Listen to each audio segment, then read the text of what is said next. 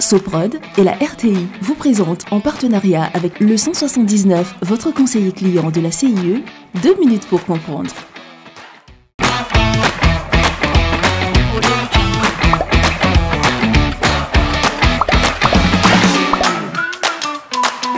Bonjour, bienvenue dans 2 minutes pour comprendre, votre capsule quotidienne qui vous aide à comprendre comment fonctionne le monde qui nous entoure.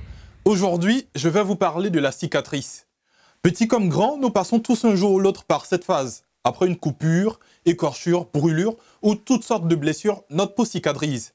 Lorsqu'elle a été abîmée, la peau se reconstitue ainsi spontanément. Notre peau passe ainsi par plusieurs phases pour se reconstruire. Elle commence par éliminer de la plaie les débris et les bactéries qui peuvent y être restées suite à la blessure. Vient ensuite la phase de réparation à proprement parler. Mais la peau ne retrouve pas totalement son état initial. Il reste toujours une cicatrice plus ou moins visible. Il existe 4 types de cicatrices. Les cicatrices atrophiques, caractérisées par un manque de derme, autrement dit de peau. La peau, en se reconstituant, forme alors une sorte de creux. Les cicatrices hypertrophiques se font sur un derme trop épais. Un relief apparaît sur la peau à l'endroit où se trouvait la plaie.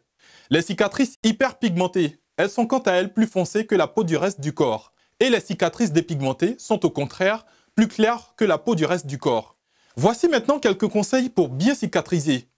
Il s'agit d'abord d'agir rapidement. Plus on soigne rapidement, plus la cicatrisation sera de meilleure qualité. Il faut préserver un milieu humide dans lequel les acteurs et les facteurs de la cicatrisation vont agir. Et préserver aussi le respect du microbiome, c'est-à-dire l'ensemble des bonnes bactéries présentes sur la peau. On limite donc l'utilisation de produits antiseptiques qui ralentissent la cicatrisation. On évite la formation de croûtes à l'aide d'aloe vera ou d'argile verte par exemple, car les croûtes entraînent une rétractation de la peau et augmentent le risque de marque.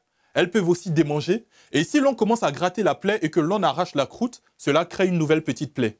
Cette dernière retarde d'autant la cicatrisation et favorise l'apparition de marques. Dès que la plaie est refermée, on peut faire un léger massage tous les jours sur la peau. Il suffit de pincer doucement la peau et de la faire rouler tout le long de la cicatrice pour favoriser une bonne cicatrisation. Enfin, mettre un pansement dessus permet de limiter les frottements avec les vêtements et protège du soleil.